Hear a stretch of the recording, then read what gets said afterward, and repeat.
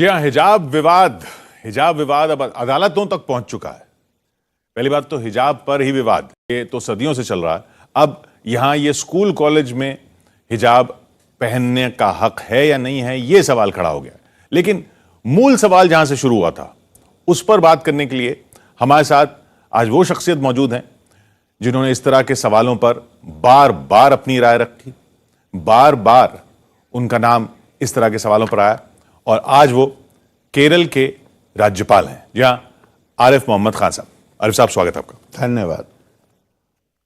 सबसे पहले तो अभी आजादी के 75वें साल में इस तरह का ये जो विवाद है या इस तरह का ये जो सवाल है जिसको हक के नाम पर किया जा रहा है, क्या ये सवाल ही सही किया जा रहा है? देखिए, मेरा ये मानना है कि कौन क्या पहनता है ये कभी भी विवाद का विषय नहीं होना चाहिए। ठीक, ये हर व्यक्ति का अपना अधिकार है कि वो ये तय करे। शर्त सिर्फ इतनी है, शालीनता होनी चाहिए, डिसेंसी होनी चाहिए, सभ्यता होनी चाहिए, सुसंस्कृत होना चाहिए, वो है शर्त। लेकिन इसके साथ आपकी आर्मी है, आर्मी में जो आदमी भर्ती होगा वो ये नहीं कह सकता कि मैं जो चाहूंगा वो पहनूंगा। पुलिस में जो आदमी भर्ती होगा वो ये नहीं कह सकता कि मैं, चाहे वो महिला हो चाहे पुरुष हो। क्या आर्मी में सभी कम्युनिटीज की महिलाएं हैं? आज की तारीख में आर्मी तो खैर नया सिलसिला है, लेकिन अगर आप पुलिस को देखिए तो पुलिस में सभी कोई समुदाय, कोई ऐसा बचा हुआ समुदाय मुश्किल से होगा भारत में जिससे संबंधित जिसमें पैदा हुई, मैं संबंधित नहीं कहूंगा क्योंकि मेरे नजदीक नागरिक महत्वपूर्ण है, जो विभिन्न समुदायों में पैदा हुई हैं वो पुलिस में काम करेंगे। क्या कभी किसी ने ये कहा है कि नहीं मैं अपनी मर्जी से ड्रेस पहनूं? ये कैसे संभव है? हमारे यहाँ पे अपने स्कूलों को छोड़ दीजिए, 100-150 साल से क्रिश्चियन मिशंस के स्कूल काम कर रहे हैं भारत में। कभी आपने सुना है कि उसमें भी सभी समुदायों की बच्चियां पढ़ती हैं? कभी आपने सुना है कि उन्होंने कहा हो कि नहीं यहां हम पढ़ेंगे मिशन स्कूल में लेकिन हम अपनी मर्जी का ड्रेस पहनेंगे?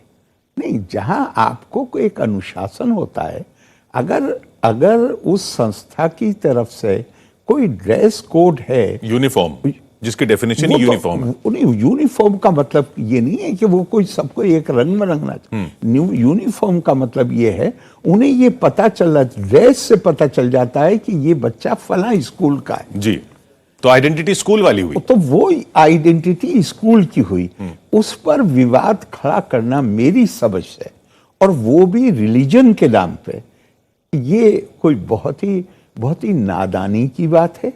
और ये हरगिज भी ऐसा नहीं होना चाहिए था। और फिर आपके पास आजादी है, ये तो कोई मजबूर कर नहीं रहा कि आप इसी स्कूल में पढ़िए। आप ऐसे भी स्कूल में जा सकते हैं जहां ड्रेस कोड नहीं है। लेकिन कोई अनुशासन के बगैर तो जिंदगी नहीं चल सकती। जब आप पढ़ के वहां आपकी शिक्षा पूरी हो जाए और जब आप बाहर निकल के आ जाएं, और तो आपकी मर्जी है कि आप जो भी ड्रेस पहनना।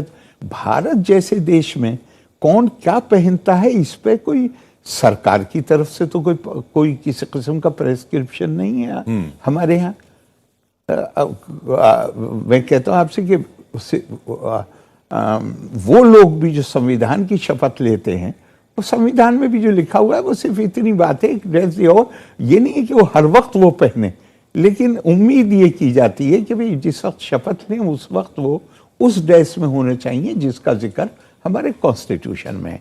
ये ऐसे विवादों हमारे यहाँ बदकिस्मती से ये एक तरीका बन गया है कि जहाँ ऐसे विषयों को जो दर हकीकत जिसे मेरी यहाँ प्रॉब्लम ये, मुझे धर्म शब्द इस्तेमाल करना पड़ा है। धर्म का मतलब रिलीजन नहीं होता, लेकिन रिलीजन रिलीजन की में ऐसी चीजों को जोड़ के जिनका खुद रिलीजन से कोई ताल्लुक नहीं है, मिसाल के तौर पे 3 तलाक, ऐसी चीजों को पहचान का विषय बना लिया गया है ये हमारी पहचान है। आप तो स्कॉलर हैं, आपने इतना सब कुछ अध्ययन किया, आपने इस पर लिखा भी है। आप कह रहे हैं जिस चीज को धर्म की पहचान बताया जा रहा है उसकी धर्म में ही पहचान नहीं है। धर्म से उसका कोई ताल्लुक नहीं है। देखिए, हिजाब का कोई ताल्लुक नहीं है। कोई हिजाब, अगर मुझे सही याद है तो 7 बार ये शब्द इस्तेमाल हुआ है कुरान में। कहीं भी इसका संबंध एक जगह को छोड़ के, वो भी पैगंबर साहब के अपने परिवार को लेके, चूंकि एक घटना घट गई थी तो उसमें उस जगह उसको क्या कहा, उसका कपड़े से ताल्लुक नहीं है। उसका ताल्लुक ये है कि जब तुम बात करो तो दीवार या पर्दा बीच में होना चाहिए। जो पहनने के कपड़े हैं उसके संदर्भ में एक जगह भी, ये मेरी राय नहीं है, ये मैंने इसको स्टडी किया है, क्योंकि मैंने इस पर कुछ आर्टिकल अब से 10 साल 12 साल पहले लिखे थे। मैंने उसको खूब स्टडी किया। बड़े बड़े स्कॉलर्स की राय है कि हिजाब शब्द का प्रयोग महिलाओं के ड्रेस के संदर्भ में कहीं हुआ ही नहीं है। यानी हिजाब शब्द है लेकिन वो इस संदर्भ में नहीं है। हिजाब शब्द ऐसे है जैसे आपके और मेरे बीच में यहां एक पर्दा टांग दिया जाए। उसके लिए मैं क्या पहनूं, उसके लिए हिजाब नहीं है। उसके लिए शब्द इस्तेमाल हुआ है खिमार। खिमार का मतलब है स्कार्फ। हमारे यहां भारत में जैसे दुपट्टा महिलाएं इस्तेमाल करती हैं। और ये बहुत मजेदार बात है कि जो कुरान की आयत है वो ये कहती है कि और अपने खिमार को, क्योंकि उसका जो संदर्भ है, उसका संदर्भ है वो ये बताता है कि अरब महिलाएं इतने हिस्से को खुला रखती थी।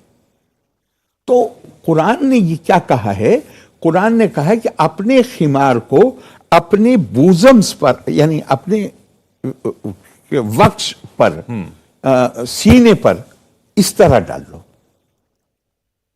और दूसरी बात यह है कि ये आयत आई है, ये मत भूलिए कि उस जमाने में दुनिया में सब जगह और खास तौर से अरब में उन महिलाओं की तादाद अच्छी खासी थी जो गुलाम थी, जिनको कनीज कहा जाता था, जिनसे पेशा का काम भी कराया जाता था। अब ये और इसी आयत में कहा है कि अपने आप को इस तरह कर लो ताकि तुम उन महिलाओं से विभिन्न नजर आओ। आज तो दुनिया में कहीं गुलामी है नहीं। आज तो हर महिला या हर पुरुष, खास तौर से जैसे हमारे फंडामेंटल राइट्स हैं, जैसे यूनाइटेड डिक्लेरेशन का यूनाइटेड नेशंस का डिक्लेरेशन है, आज कोई गुलाम तो है नहीं। आज तो आपको ये महिला गुलाम है और ये आजाद है। आज इसकी डिस्टिंक्शन की जरूरत नहीं है। कोई भी चीज जो होती है उसका एक संदर्भ होता है। वो भी जो कहा है वो इसके लिए कहा है ताकि तुम्हारे और उन गुलाम, चूंकि उन गुलाम औरतों को तो बेचारों का कोई स्टेटस नहीं था, उनको तो रास्ता चलते में भी कोई भी आदमी हाथ पकड़ के घसीट लेता था, कोई आदमी उनको बदतमीजी करता था उनके साथ, ऐसी भी किसी महिला के साथ हो जाती थी। तो उसकी एहतियात के तौर पर कुरान ने कहा कि खिमार को अपने बूजम पे डाल लो ताकि तुमको पहचाना जा सके। ये देखिए इंपॉर्टेंट लफ्ज है, पहचाना जा सके। पहचाना जा सके का मतलब क्या है? आपकी आइडेंटिटी को एस्टेब्लिश करने का तरीका बताया है, आपकी पहचान को खत्म करने के लिए नहीं है ये। और वो मुस्लिम आइडेंटिटी नहीं है ना। महिला मैंने आपको बताया, स्लेव और आजाद, गुलाम और आजाद। आज तो दुनिया में कहीं गुलाम नहीं है कोई भी। और मैं आपको एक हदीस सुनाता हूं हुजूर सल्लल्लाहु अलैहि वसल्लम की। हदीस है कि तुम उस जमाने में रह रहे हो जहां जो कुछ तुम्हें बताया जा रहा है, अगर उसमें से तुमने 10% भी छोड़ दिया तो तुम बर्बाद हो जाओगे। लेकिन बाद का जो जमाना आएगा उसमें अगर तुमने 10% पर अमल कर लिया, कार्यान्वित मतलब उसको उसके मुताबिक अपना जीवन बिताया, तो तुम्हारी कामयाबी हो जाएगी। यानी इन्नकुम फी ज़मानिन मन तरका मिनकुम उशरी मां उमीरा बिही हलाका, अगर 10% भी छोड़ दिया तो हलाक हो जाओगे। सुम्मा याती जमानी, इसके बाद एक जमाना आएगा, मन अमीला मिनहुम उशरा, अगर 10% पे भी तुमने उसके ऊपर चले तो नजा, तो तुम कामयाब हो। क्यों कहा है ये इसलिए कहा है कि जमाना बदलता है, जमाने बदले हुए जमाने की डिमांड्स अलग होती हैं। इसका मतलब हरगिज ये नहीं है कि मैं आपसे ये कह रहा हूं कि आप नंगे होकर सड़क पर घूमिए, नहीं। शालीनता, सभ्यता, संस्कार ये बहुत महत्वपूर्ण जो आज के जमाने के, जो शायद हर जमाने में, हर जमाने में रहेंगे, मगर शालीनता अलग चीज है। और किसी ड्रेस को पॉलिटिकल आइडेंटिटी के तौर पे इस्तेमाल करना, ये बिल्कुल अपने आप में अलग चीज। शायद असली जो सारे विवाद की जड़ शायद ये पॉलिटिकल आइडेंटिटी।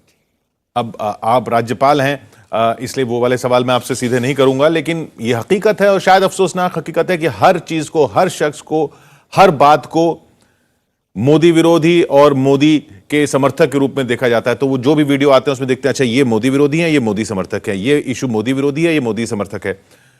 लेकिन मेरा सवाल ये कि आपने एक बात कही कि पुलिस में हो, चाहे वहां हो, महिलाएं हो, इस समुदाय में पैदा हुई, उस समुदाय में पैदा हुई, जो ये चॉइस का सवाल आ रहा है, ये चॉइस तो बेसिक में ही नहीं है, क्योंकि समुदायों में तो हम पैदा हो रहे हैं और पैदा होना ही चॉइस नहीं है, तो फिर चॉइस इसमें कहां से? आप मैं इसे और दूसरी तरह कहता हूं, एक पुलिस में एक महिला ऑफिसर है, ड्यूटी पे होगी तो उसको ड्रेस पहननी पड़ेगी, जो प्रेस्क्राइब ड्रेस। जी। ड्यूटी के बाहर है, उसका जो जी चाहे पहने, वो गवर्नमेंट को क्या समाज को कोई एतराज नहीं है किसी भी चीज पर। और इस देश में, और फिर एक बात और ध्यान रखिएगा, देखिए ये इतना लोग इसका को ठीक से इसको महसूस नहीं करते। समाज को बांटने की कोशिश नहीं करनी चाहिए। आखिरकार मैं आपसे सवाल पूछता हूं, मुस्लिम को थोड़ी देर के लिए छोड़ दीजिए, नॉर्दर्न इंडिया में हिंदू महिलाएं गांव में खेती का काम कर रही हैं, उनके सर पे बोझ है और इतना लंबा घूंघट है। ये घूंघट साउथ में क्यों नहीं था? हर चीज एक जरूरत के तहत पैदा होती है। ये इन्वेडर का रूट्स था। तो यहां सिर्फ मुसलमान नहीं, हिंदू औरत मुसलमान औरत से भी ज्यादा पर्दा करती थी। आज स्थितियां बदल गई हैं। आज उसी गांव उस मां की बेटी जो इतना लंबा घूंघट करके और सर पर 40 किलो का उसके पास फॉडर होता था, आज उसकी मां की बेटी वो ग्रेजुएशन कर रही है, वो आईएएस बन रही है, वो आईपीएस बन रही है, वो दूसरी जगह जा रही है, वो वहां पे वो घूंघट नहीं इस्तेमाल। आज का जिस दौर में आप रह रहे हैं, उस दौर के कोई भी, याद रखिए हमेशा, कोई व्यवस्था हो, धार्मिक हो, राजनीतिक हो, सामाजिक हो, जो नए विचारों और नए दौर के तकाजों को पूरा नहीं कर सकती, वो टिक नहीं पाती। ये जो आपने बात कही, लड़कियां जा रही हैं, और हम तो सुन रहे हैं जो ग्राउंड से रिपोर्ट आ रही है, जहां से ये विवाद शुरू हुआ, जिस इलाके से, कर्नाटक के, वहां पर भी यही था कि लड़की कॉलेज स्कूल में जा रही है, स्कूटी पे जा रही है, बुर्के में है, स्कूल के अंदर जाती है, लेडीज रूम में बुर्का बदलती है और क्लास में बैठ जाती है। अभी तक यही चल रहा था। अब ये इंसिस्ट करना कि हम हिजाब पहन के ही बैठेंगे, वहां से विवाद शुरू हुआ। और उसके पीछे की दूसरी जड़ जो अब सामने आ रही है कि पीएफआई नाम की संस्था का कोई स्टूडेंट विंग है, कैंपस सीएफआई करके, उन्होंने ये देखा कि इनमें कुछ लड़कियां एबीवीपी के एक प्रोटेस्ट में शामिल थीं, तो उनको लगा ये तो हमारी पॉलिटिक्स के खिलाफ है, तो ये पॉलिटिकल आइडेंटिटी वाला मामला शुरू हुआ। उन लड़कियों को अप्रोच किया गया, ऐसा कुछ सामने आ रहा है, और उनको कहा गया कि नहीं, आप एबीवीपी जैसी संस्थाओं के साथ न जुड़ें, क्योंकि ये दूसरी तरफ की संस्था है। तो अब वो इनके साथ, इनके इन्फ्लुएंस में आई, और फिर वो हिजाब पहन के वो एक आइडेंटिटी को असर्ट करने की बात सामने आई। तो इसमें धर्म कहां, चॉइस कहां, पॉलिटिक्स आ गई ना सब। अब मैं आपको इसी पे ही कहता हूं कि पीएफआई बुनियादी तौर से केरला से शुरुआत हुई। जी। चुनाव तो नहीं लड़ते वो, तो उन्हें मालूम है कि सपोर्ट नहीं है। लेकिन यहाँ पे मुझे माफ कीजिएगा, कुछ लोगों का मिजाज भी ये बन गया है कि अगर आप अटपटी बात करिए तो आपको मीडिया की अटेंशन मिल जाती है। लोगों के लीडर, बुनियादी तौर पे लीडर तो वो है ना जो लोगों का जिसके ऊपर भरोसा हो, जिसको लोग वोट देते हो। लेकिन यहाँ पर वो लोग भी एस्पायर कर रहे हैं जिनको लोगों का भरोसा नहीं है, लेकिन वो ये मैनेज कर लेते हैं कि वो किसी तरह छोटे स्क्रीन पे आ जाए। और देखिए, मैं आपको एक बात बता दूं, वो रिलीजन का नाम लेते हैं। एक नाम आपने सुना होगा, मौलाना रूम। मौलाना रूम न सिर्फ बहुत बड़े शायर हैं, उनकी जो मसनवी है उसको कहा गया है कि ये पहलवी जुबान यानी पर्शियन भाषा में, फारसी में, ये दरअसल में कुरान की तालीमात का, जो कुरान की शिक्षा है उसका निचोड़ है। और उस निचोड़ का निचोड़ क्या है? मतलब सब मानते हैं मौलाना रूमी को कि कुरान की जो शिक्षा है उसका निचोड़ है मौलाना रूम की शायरी। और मौलाना रूम की उस निचोड़ का निचोड़ क्या बताया उन्होंने? तू बराए वसल करदन आमदी, ने बराए फसल करदन आमदी। रिलीजन का मैसेज देने वाले के लिए कहा है कि तुम्हें भेजा गया है लोगों को नजदीक लाने के लिए, लोगों को जोड़ने के लिए, उनको तोड़ने के लिए नहीं भेजा गया। हमारे यहाँ लगातार पिछले 100 वर्ष का इतिहास, बल्कि आप और उससे ज्यादा नजर डालिए, धर्म का सिर्फ एक ही इस्तेमाल किया जा रहा है, मुल्क को बांट दो। अब मुल्क बट गया, 2 टुकड़े हो गए। बांटने वाले उस मुल्क को 25 साल इकट्ठा नहीं रख पाए, वो बट गया। अब मुल्क बांटने की अंग्रेज तो है नहीं हिंदुस्तान में कि मुल्क बांटा जा सके फिर से, तो अब समाज को बांटो। तो मैं किसी को मेरा मकसद ये नहीं है कि मैं किसी को के बारे में बुराई करूं। मैं सिर्फ उनसे हाथ जोड़ के अपील करता हूं कि आप अपनी एम्बिशंस के लिए, अपनी महत्वाकांक्षाओं के लिए, अपनी ख्वाहिशों के लिए रिलीजन का इस्तेमाल मत कीजिए। पॉलिटिक्स, मैं मानता हूं कि पॉलिटिक्स में बहुत कम लोग होते हैं जो जोड़ने का काम करते हैं, लेकिन रिलीजन तो सिर्फ जोड़ने के लिए है लोगों को। आप रिलीजन का आप पॉलिटिक्स, प्योर पॉलिटिक्स करिए और कहिए कि हमें तो इसके साथ दुश्मनी है, इसके साथ दोस्ती। मैं कहूंगा आप सही काम नहीं कर रहे हैं, लेकिन करिए, आपकी यही मर्जी है। लेकिन जब आप इसमें रिलीजन का नाम लेके आते हैं तो ये भयंकर अपराध है। सबसे एक सवाल जो उठता बार बार, जो आप भी उसका सामना करते रहे हैं शाहबानो के टाइम से, शाहबानो केस के टाइम से, इसमें लिबरल जो थॉट कहा जाता है वो उस तरफ खड़ा दिख रहा है, जो लिबरल थॉट का एक हिस्सा उस तरफ खड़ा दिख रहा है कि नहीं हिजाब पहनने का हक है। मतलब लिबरल तो बाय डेफिनेशन, या लिबरल को तो प्रगतिशील के साथ होना चाहिए ना, लिबरल को तो प्रोग्रेसिव के साथ होना चाहिए। भाई किशोर जी, मैं यहाँ दूसरा सवाल करता हूँ। हिंदुस्तान में मुझे उसका नाम बताइए जो कह रहा हो कि हिजाब पहनने का हक नहीं। बात सिर्फ इतनी हो रही है कि आप जब किसी संस्था का हिस्सा बनते हैं तो उस संस्था का अनुशासन आपको स्वीकार करना पड़ेगा। अगर आप उसको स्वीकार नहीं करते, आप किसी और संस्था में चले जाइए। अगर यहां संस्था की बात हो रही है, यहां पे हिंदुस्तान में क्या कोई ऐसा आदमी है जो ये कहे कि मुझे इस पे एतराज है कि आप ये कपड़े क्यों पहने हुए? यहां बात सिर्फ इतनी हो रही है कि अगर आपने एक संस्था में, खुद आपको किसी ने मजबूर नहीं किया, आप वहां गए हैं, अगर आपको वहां का माहौल अपनी मर्जी के मुताबिक नहीं नजर आता, आप उसको छोड़ के दूसरी संस्था में चले जाइए। लेकिन आपको अनुशासन बिगाड़ने का अधिकार तो नहीं है। और लिबरल, यहां पे लिबरल की एक और भी समस्या है। मैं इस डिटेल में नहीं जाऊंगा, मगर मैं एक बात बताता हूं आपको। 1986 में 300 से ज्यादा हिंदुस्तान के नामी गिरामी लोगों ने, जिसमें सुप्रीम कोर्ट, हाई कोर्ट के एक्स जजेस थे, सर्विंग ऑफिसर्स थे, आईएफएस, आईपीएस, यूनिवर्सिटी के प्रोफेसर 200 से ज्यादा थे।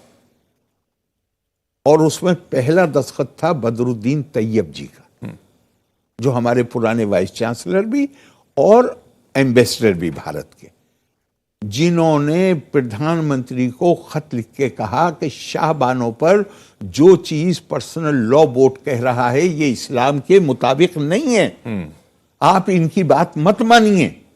और उन्होंने मुझे सपोर्ट किया। लेकिन जब गवर्नमेंट ने मान ली बात पर्सनल लॉ बोर्ड की और मैंने इस्तीफा दे दिया, तो मैं आपको बताता हूं इसमें से एक अच्छी तादाद, खास तौर से जो गवर्नमेंट ऑफ इंडिया के सर्विंग ऑफिसर थे, टाइम लेके मेरे पास आए मेरे घर पे और मुझसे कहा कि आरिफ साहब, हमारी हमदर्दी आपके साथ है, हमने आपको सपोर्ट किया है, पर हम आपसे दरख्वास्त कर रहे हैं इस मामले को आप छोड़ दीजिए, इन लोगों से लड़ाई मत लड़िए, ये बड़े खतरनाक लोग हैं, ये आपको बहुत नुकसान पहुंचाते हैं। ये मत समझिए कि लोग इनसे एग्री करते हैं। लोग डर रहे हैं, लोग डर रहे हैं साहब। हमारा इतिहास ये है कि हमारा पॉलिटिकल एस्टेब्लिशमेंट इन लोगों के सामने घुटने टेकता रहा है। तो लिबरल इनसे लड़े कि सरकार से लड़े कि किस किस से लड़े। आप मेरा मैं आपको कहता हूं, मेरी अपनी हालत ये थी 86 के बाद, मेरे रिश्तेदार मुझे शादी में इनवाइट करने आते थे और जिस वक्त जा रहे होते थे तो चुपके से कान में मेरे ये कहते थे, परिवार को भेजिएगा, आप मत आइएगा। ऐसा नहीं है कि वो मुझे नहीं चाहते थे, लेकिन दिमागों में डर इतना है इन लोगों। वजह क्या थी डर की? डर की वजह यह थी कि इस सरकार, जो आज मौजूदा सरकार है, इससे पहले की सरकार है, लगातार एक हिस्ट्री है कि वो इनके सामने घुटने टेकती रही। ये कुछ वक्त चलने दीजिए, आदतें बदलने में थोड़ा वक्त लगता है। और अब जब मौजूदा सरकार, क्योंकि इस तो अभी ये इसी सरकार ने किया है ना, ये कि इसने घुटने टेकने बंद किए हैं। थोड़ा सा वक्त लगेगा, फिर लोगों में हिम्मत आ जाएगी। और इस मौजूदा सरकार में आप राज्यपाल हैं, तो अब भी आप पे उंगलियां उठती हैं और उठाते हैं लोग? उंगलियां उठाने की कोई प्रॉब्लम नहीं, हम डेमोक्रेसी हैं और हमें ये गलतफहमी नहीं कि हम जो भी कहते हैं वो सब सही है। हम तो स्वागत करते हैं, उंगलियां उठाइए, लेकिन उंगली उठाइए। आप तो हमें कैंसिल आउट करते हैं, कहते हैं इनको बुलाना नहीं है, इनको सुनना नहीं है। वो कहते हैं इस्लाम खतरे में है। अब वही मैं कह रहा हूं, वो जो कहते हैं, अगर आप उंगली उठाते हैं, आइए चर्चा करिए, वो नहीं करते। वो तो कहते हैं कि नहीं। आपको मालूम है, जब उस सरकार में 86 में जब पर्सनल लॉ बोर्ड और सरकार के बीच में वार्तालाप हुआ, तो पर्सनल लॉ बोर्ड ने शर्त लगाई थी कि इस वार्तालाप में आरिफ मोहम्मद खान नहीं बैठेंगे। जी, ये तो कैंसिल आउट करते हैं भाई। उंगली उठाने में कोई हमें परेशानी, किसी को भी परेशानी नहीं हो। मुझे ये गलतफहमी नहीं हो सकती कि मैं जो भी बोल रहा हूं वो 100% सही हो सकता। मैंने तो बार बार पार्लियामेंट में कहा, हो सकता है हम आपसे आपकी कोई बात मान लें, हो सकता है आपको हमारी कोई बात समझ में आए। बातचीत तो करिए। ये बातचीत नहीं करना चाहते, इनकी प्रॉब्लम ये। तो इस्लाम किससे खतरे में है? जो हिजाब को आइडेंटिटी के नाम पे असर्ट करना चाह रहे हैं, या? अच्छा, मैं आपसे एक बात कहता हूं, इनसे ये पूछिए कि कुरान में आयत है या नहीं है कि इस्लाम की हिफाजत की जिम्मेदारी खुदा की है? इनसे पूछ लीजिए, कहेंगे है। तो जिस चीज की हिफाजत की जिम्मेदारी खुदा ने, ये खुदा से बड़े हैं कि ये हिफाजत करेंगे?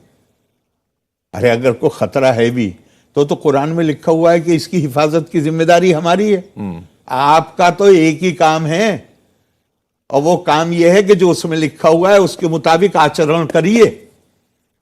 आचरण उससे बिल्कुल अलग है।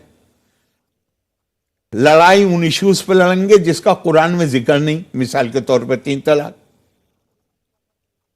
भैया ये तो अपनी मर्जी से यहां पे दो अपनी ख्वाहिशें, जो असल गुनाह है वो है कि जहां आप जो आपको बताया गया है उसको छोड़कर अपनी ख्वाहिशों को परस्यू करिए। ये वो लोग हैं जो मानते हैं हर चीज को, लेकिन फिर कहते हैं कि नहीं,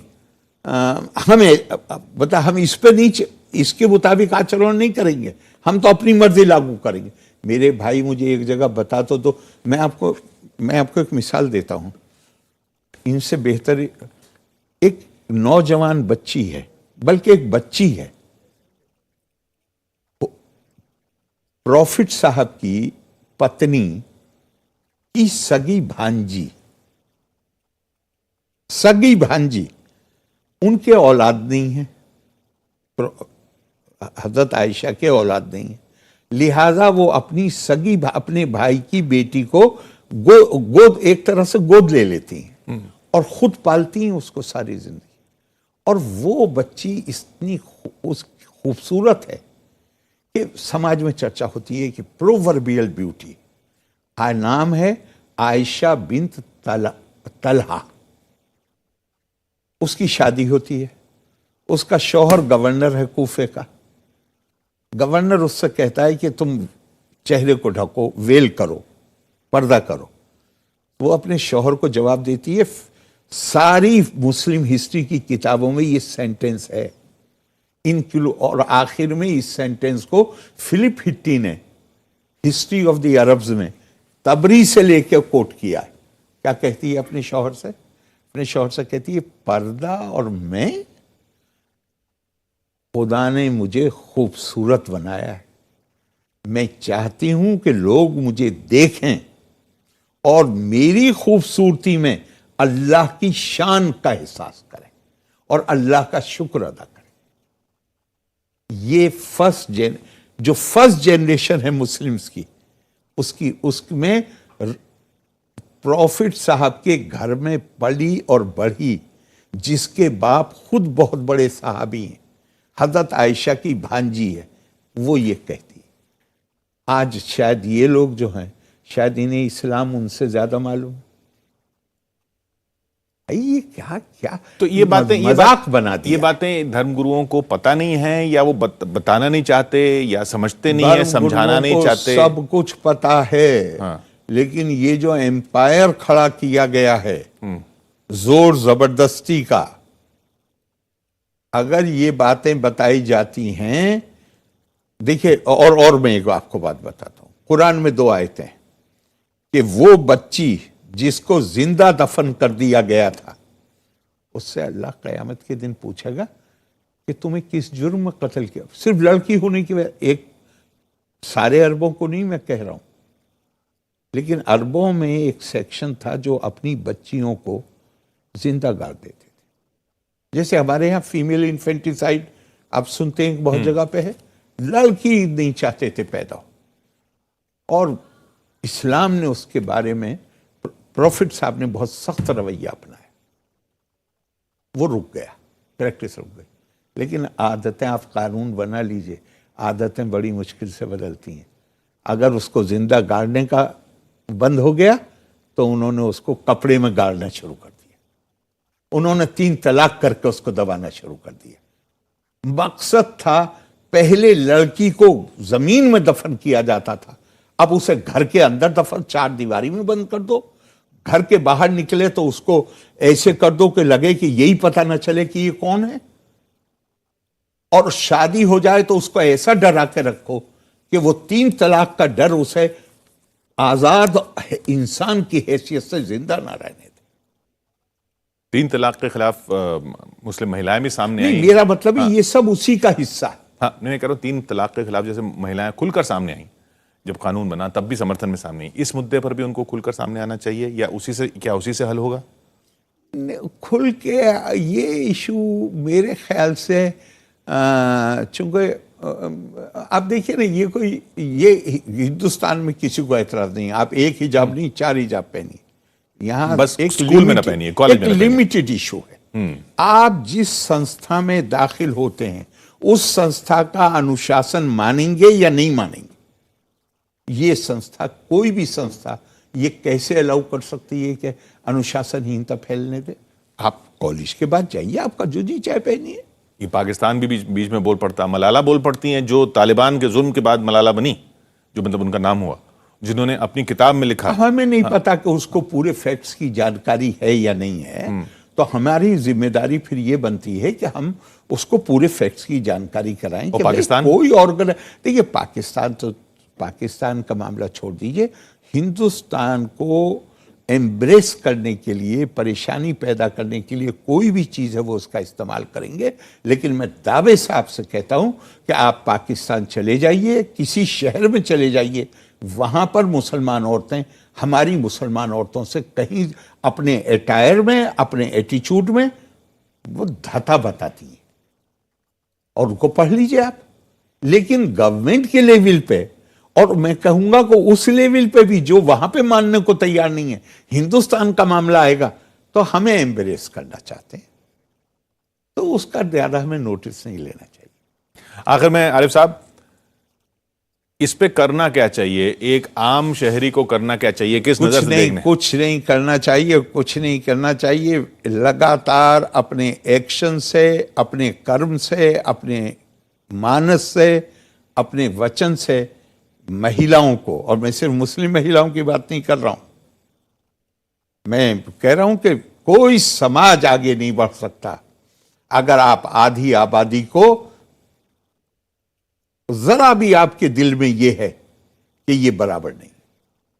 और मैं मजाज का एक शेर है वो कहना चाहूंगा कि वो उसका असर होना चाहिए हमारी सोच पर, हम क्या बात करते हैं उसके ऊपर। मजाज ने कहा, तेरे माथे पे ये आंचल, मतलब यही पर्दे को, तेरे माथे पे ये आंचल बहुत ही खूब है, लेकिन तो इस आंचल से एक परचम बना लेती तो अच्छा था। अपनी आइडेंटिटी मत छुपाओ।